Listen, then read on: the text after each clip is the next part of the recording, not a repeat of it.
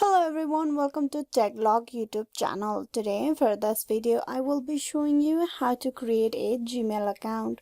So first open the Gmail application. Once you open the Gmail app, you need to set up a Gmail account for your mobile device. So here tap on Google.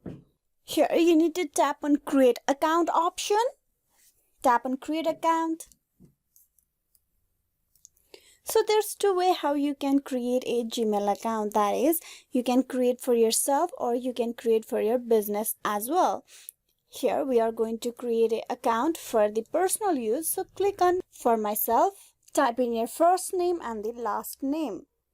Once you provided the name, you tap on next. Provide the basic information, that is date of birth and the gender.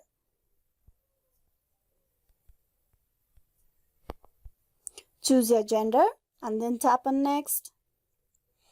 How will you sign in? You need to create a Gmail address for signing in into your Google account. Once you have provided the username or the Gmail address, you need to tap on next. This username is already taken, so you need to try a different one.